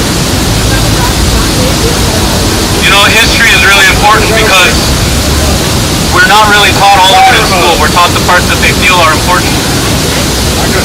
You're not taught that when Columbus arrived, there were 2 million natives on that island. But where are they now? And yet we celebrate this man. You're not taught that Columbus retired off the slave trade, and in his own journals, he said, the easiest thing to sell for 20 silver pieces is not land, but the young girl, 9 and 10 years of age. That was the easiest way he thought is to make 20 silver pieces. He was talking about the young Indian girls that were left while the men were sent to be worked to death in the mines. It's all in the journal. That's the amazing thing about it, is that they were very meticulous about it, about writing it down, even about writing down the screams of the people they tortured, as though this was science or something. This isn't put into the history books. You have to look at other history books. You have to do your research to find these things. People wonder why we're asking to abolish Columbus Day. It's because why would the Jews want to abolish Hitler Day? You know, people wonder why natives are upset about this, but Columbus oversaw the death of 2 million people. And so, when we talk about anger, this shouldn't be Indian anger. This should be human anger that this happened. Everyone should be outraged that these things occurred and that they're celebrated to this day. What I learned in law school was the origins of how that then spread into the rest of the Americas. The Pope issued a papal bull, and this was stated that the land could be taken from any non-Christian peoples. And that became the doctrine which set the foundation for the taking of all native lands. They now call it the discovery doctrine. And you trace real estate law back. You ask, how did they get the right to say that this land was theirs? And it went from title to title to title, and then it ends with discovery doctrine, saying, well, at that point it was in Indian hands, but then we just took it because the Pope said it was okay. There was no separation of church and state. And you wonder why the whole system seems shaky. It was built on lies like this. It was built on lies that this is okay to do, to go into someone else's house and say, you don't think the way I do, so now this house is mine. So, the best advice I can give, there was a chief, Warren Lyons, who came and he spoke among our people at one point, and he told a story about a gathering they were having in their country, Onondaga, Six Nations Confederate, the Haudenosaunee. And he was saying how there was a man who showed up at the edge while they were having their gathering, teaching the young people. This man was dressed in the furs of the north. He had walked all the way from the far north to bring them a message. They live over near New York. And he said, I want your people to take this to the United Nations. He knew that Warren Lyons had been given the right to speak at the UN now and then. He said up in the far north, this was in the 80s, 1980s, he said, the white bear is starting to die. He said the reason for this is the ice is beginning to melt, and it can't make it from the glaciers to the icebergs. And They said we had a legend about this glacier that's near our village, that one day that glacier would melt and it would be the end of our world. Well, one day a young girl went out to that glacier and she saw a trickle of water coming from it, and this had not been known to happen in the entire oral history of their tribe, which goes back 15,000 years. Now, and this was 1980s, that little drip had become a river, gushing from that glacier. So Oren Lyons said, we can begin to talk about this all we want. We can talk about solutions. We can talk about making changes. But while we talk, that ice is melting. So this system has a lot of flaws in it because it wasn't built by people with the minds that you have and the hearts that you have standing right here. Once again in law school, go to your Constitution and figure out who they're talking about when they're talking about who this represented. Natives weren't even citizens till 1924. My grandmother was sold as a slave. People wonder, what this system was built on. It was built for the white Protestant landowners. And so, while we talk about making changes and what we can do with this system, I just want to remind you that ice is melting. So learn how to live in an older way, just in case. What happens if the system falls? What if Wall Street doesn't change? What if politics don't change? What are you going to do when it collapses on itself? The Romans never thought Rome would fall. Too powerful. The Aztecs didn't think they could fall. When the Aztec city was burned by the Spanish and buried, they burned 20,000 books from that library. How many of you were ever told natives were writing books? How many of you were told that when the Spanish arrived that natives were conducting brain surgery, that there were aviaries and aquariums, and that we were working with bronze and other metals in ways that they hadn't figured out yet in Europe? All of that was melted down. All of that was burned. Know your history. It's all out there. You can even Google it if you want now. But just be aware that even while we're talking here, that ice is still melting. So be ready. In case the change doesn't come in this way that we're asking for it to come, change is going to come. So be ready one way or the other. Learn how to live off the land, learn your traditions, learn how to trust your intuition. So I want to thank you all for being here. And those of you who have been here for a long time already asking for that change, I want to thank you as well.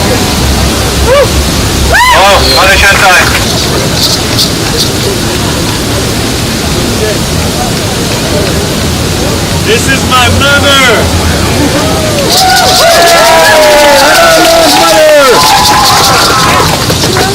She's come down here in a good way too.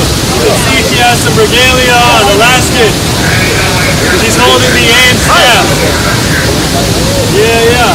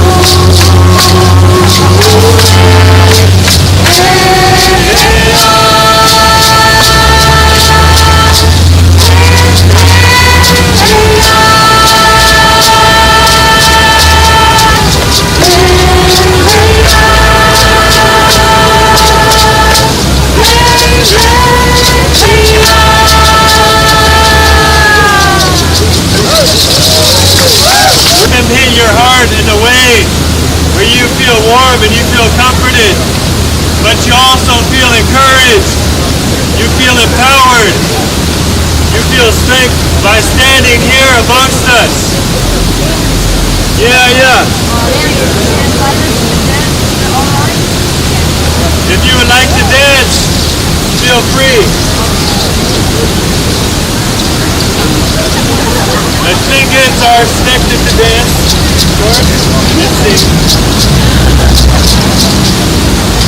Hey, hey, ah, hey, hey, hey, ah, hey, hey, ah, hey,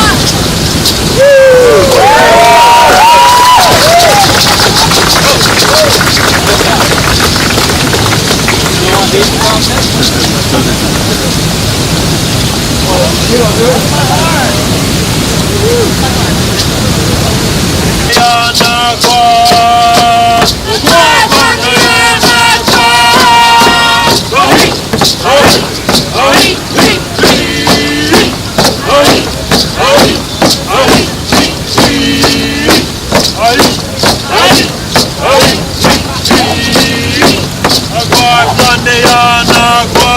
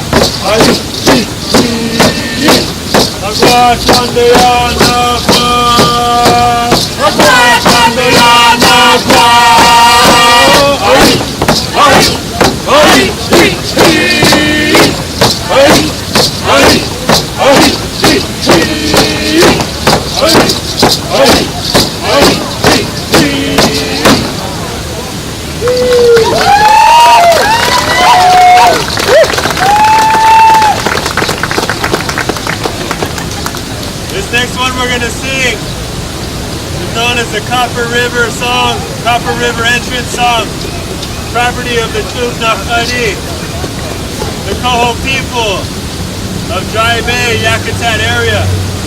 We have two Cohos here. That's why we are singing this song, the request of our elder.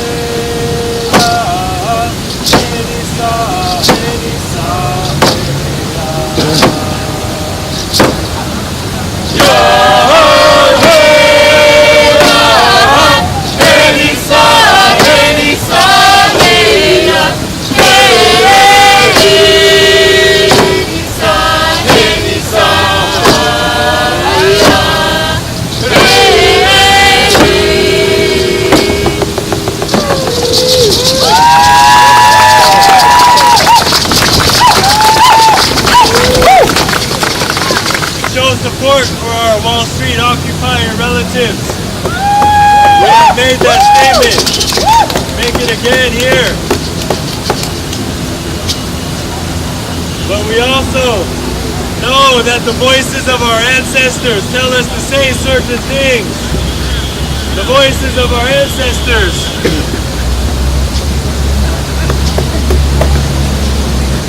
This thing feels awkward.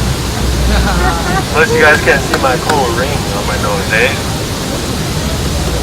So, the voices of our ancestors, their breath is carried in our songs that we sing. When we sing these songs, it is in their names as well. It is acknowledging our connection to the past. Some of these songs are old, hundreds of years these songs are sung. We carry the same breath. We celebrate what our forefathers did. We celebrate what our foremothers did, what our grandmothers and great-grandfathers did. We know their history. We are proud of it. We celebrate it.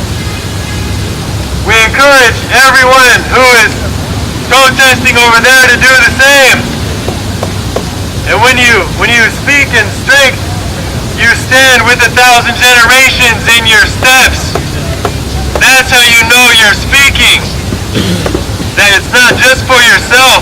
It's not just for a society, but it's for an entire timeline, entire past, an entire present, and an entire future.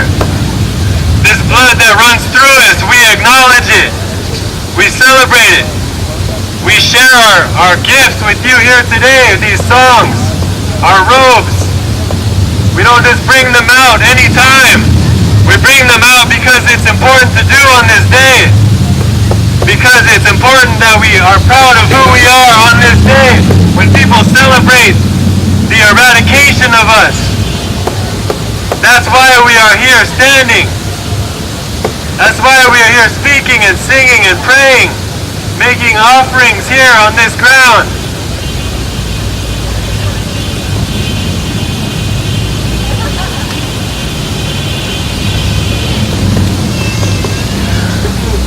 Have your presence next to mine. It's our spirits that will live on too many times. Everybody in this Babylon concrete jungle, they promise change. They give us a timeline too. I'll do it in 4 years. If voting would ever make a difference, then make it illegal. I encourage every one of you to share your name, the person next to you, get numbers, have dinner, break bread, as Vinny would say. It is important that we build these connections, and when we stand here again, if we must, the space between us becomes less, and we become as one. Again, we support the Wall Street occupation movement that has been taking place all across what the United States of America claims. Yeah, so are the protests. It's important that we emphasize this is not the only Columbus Day protest taking place. There are protests all over the States, all over North America and South America. It's important to remember that it was the entire Western Hemisphere that is affected. And we are still being affected. I wrote a sign that said Columbus never died, he just got new names. He lives on to the U.S. government, the Mexican government, every government association, the Federal Reserve, and church. It's all just a trick. Real religion means to reunite. We reunite through our spiritual force, not through indoctrination. So I encourage each and every one of you to speak to each other, to carry on peacefully. Be strong. You find someone violating you, you stand up. You make your voice be heard. And you do it in the best way that you can. Thank you.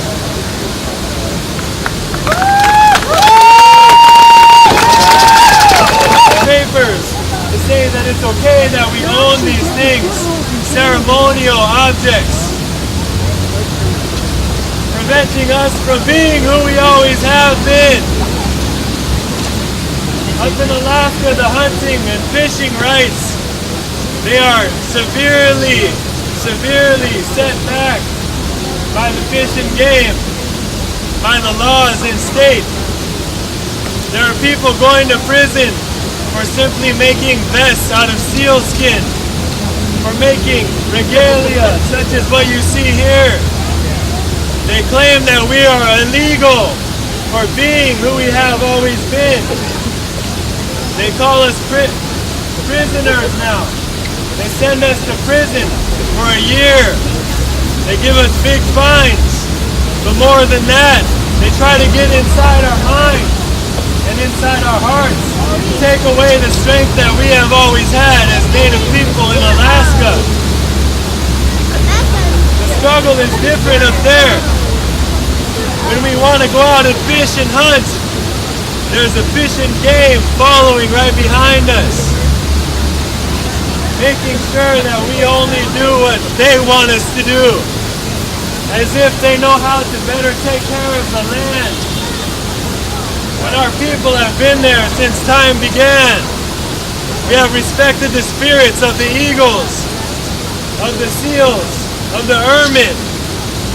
We respect them, and that's why they return. Not because of some law or permit or tags that we need to put on our things, our ceremonial objects, our regalia, our expression. This is why I brought these down here. This is an act of sovereignty. Me having these, us being here singing these songs, this is an act of sovereignty right here. Yeah.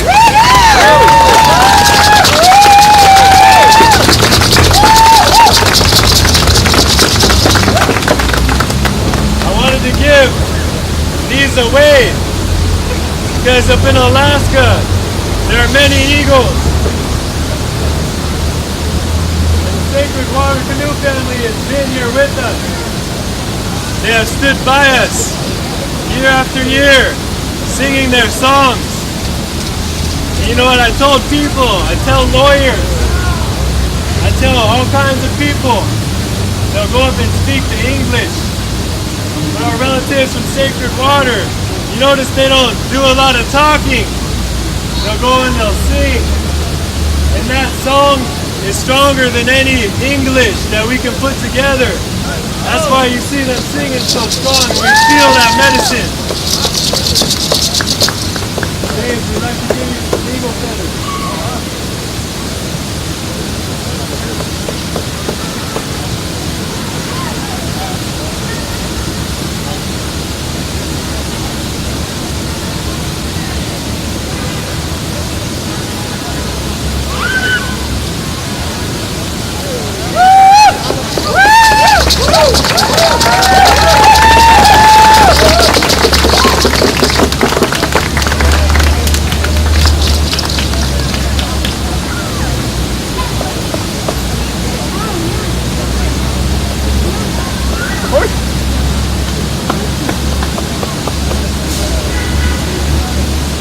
We would also like to acknowledge our elder for coming up and praying for us to start us off in a good way here today. She addressed several issues that came up when it was appropriate, and she did a good job. Patrice.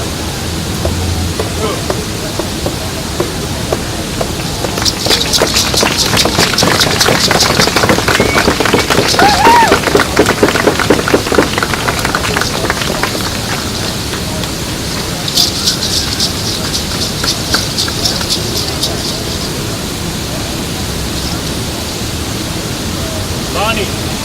Good. Woohoo!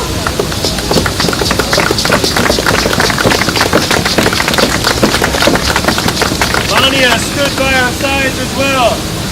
He has been here with his camera and is filming year after year as well.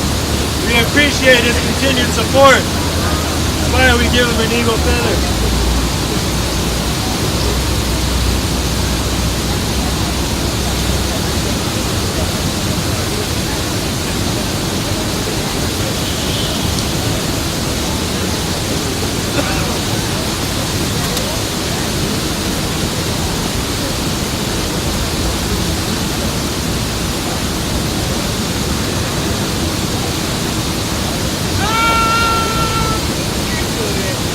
sacred water, the other singers come to stand right here.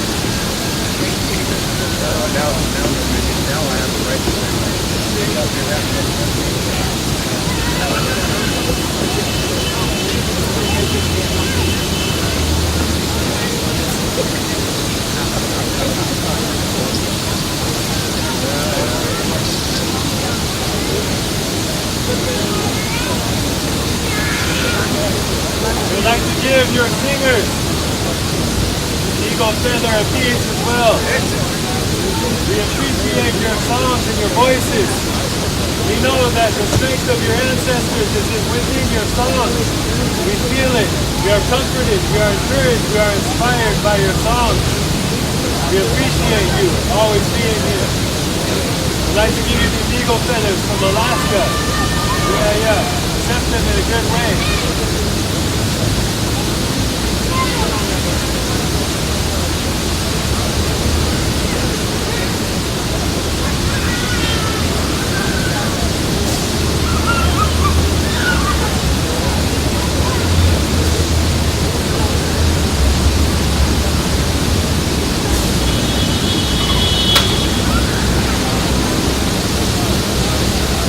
Else who has a few words they'd like to share before we conclude?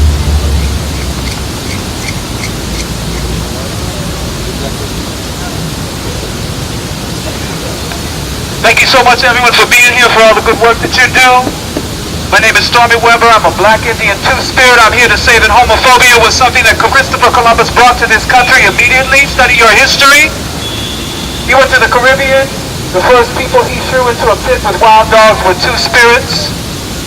You have a wonderful opportunity to learn about Two-Spirits tomorrow.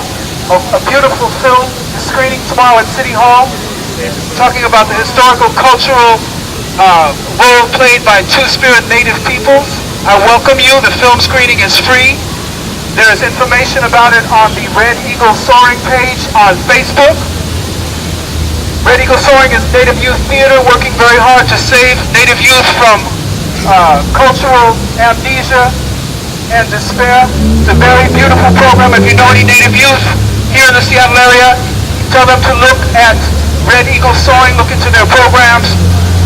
Creativity saves lives, knowing your culture saves lives. I'd like to share with you a Two-Spirit song. I welcome you to drum and sing along with me. Thank you.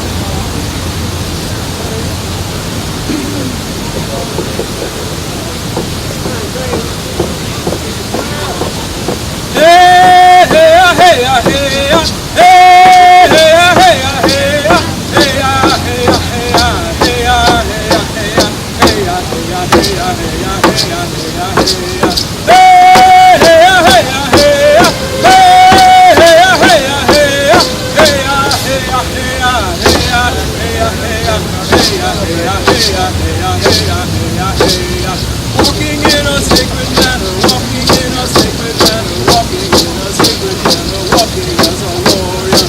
Hey, hey, hey, hey, hey, hey, hey, hey,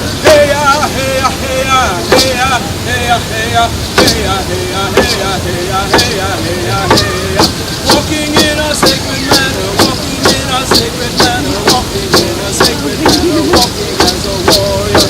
Hey, hey, hey, hey, hey, hey, hey,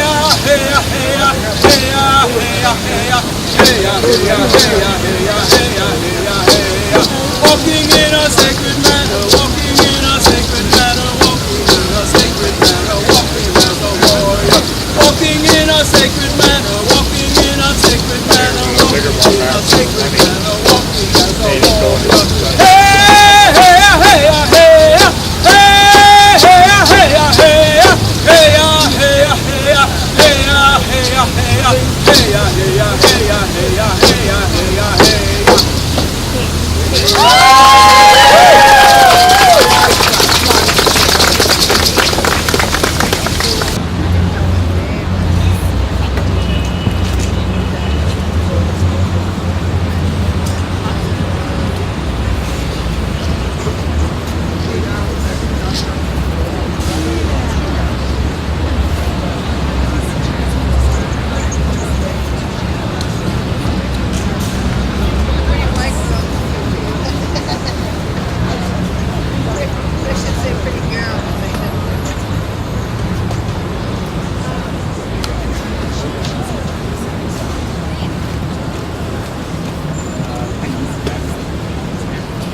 Brothers and sisters,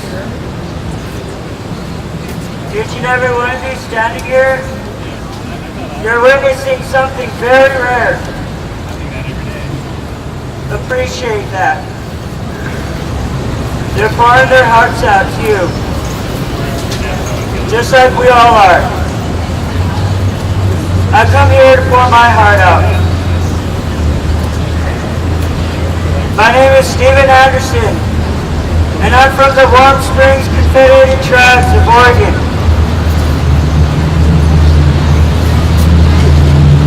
You've been hearing the cause of what turned our people into what we become. History. That's what you've been hearing. I want to tell you about what's going on now that no one ever sees or hears. The government pays us monthly per capita bills. What is money? It is a piece of cotton.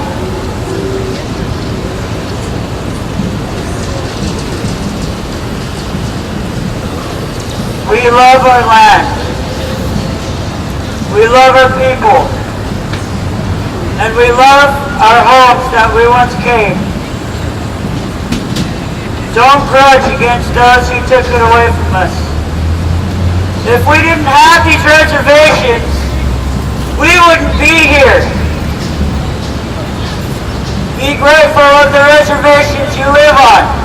Because if we don't have those, where would we be today?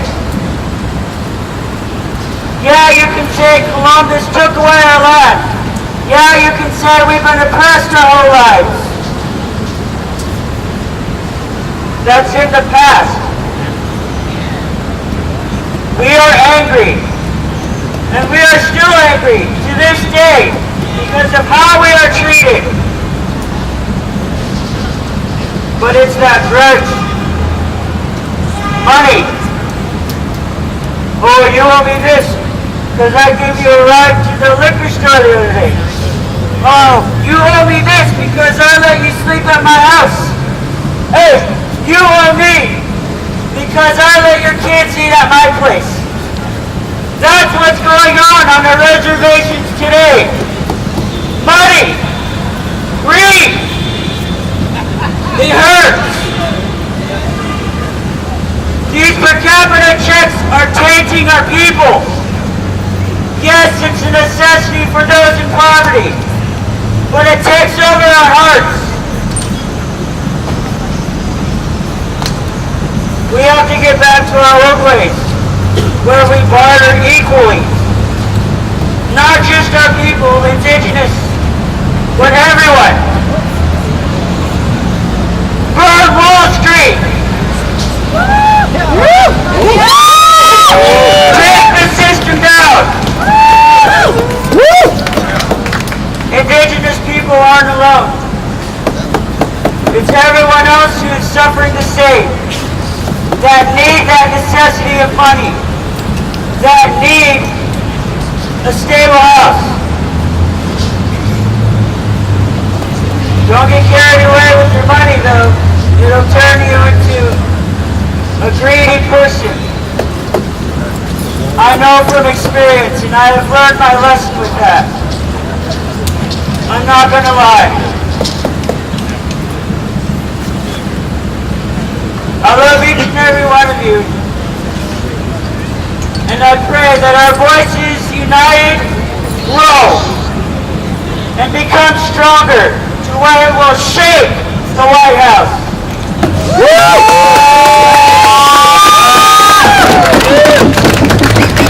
That's all I have to say. It's become so strong that they shake every one of these buildings, walls down to the ground.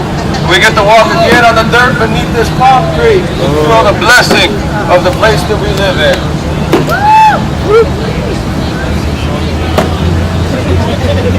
Jamil Suleiman. I'm an MC. And I just wanted to say a few words because really I believe that there's a lot that can be said. Plus I have something to make up for from back in the day. On this very day that I said something.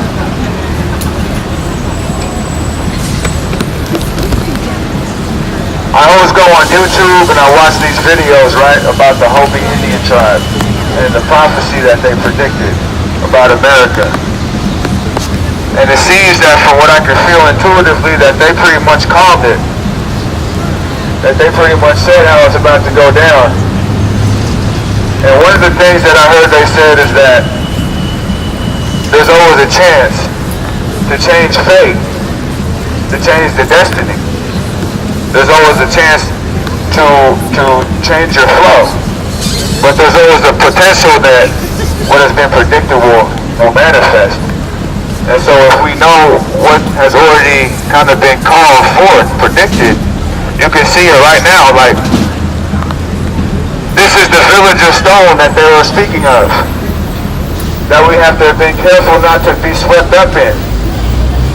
But we're in the game now. This is the game, you know, and you're right here on there, obviously not there, but, you know, what they've confiscated and what they've taken.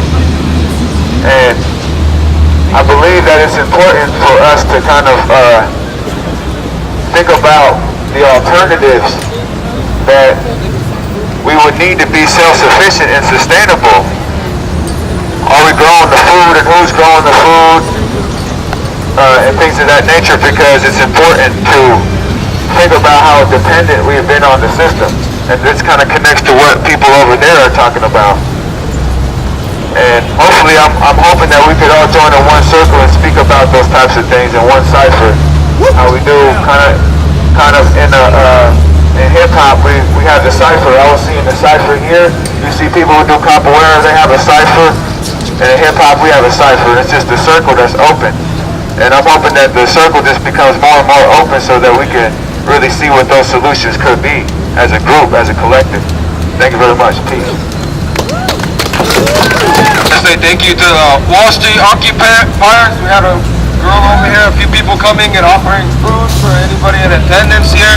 Again, we are in support of the Wall Street occupation movement, and we hope that they can offer indigenous peoples their support as well. We support you!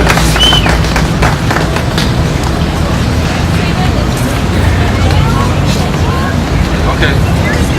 I was just made aware, if you need food this evening, there will be hot food at 8 over at the Wall Street Occupier Camp. Please go, take this gift, share yourself with them. They've been camped out here for how long have they been camped out? This last Saturday. Hope that they'll we all can make a progressive movement forward in our thoughts and in our hearts.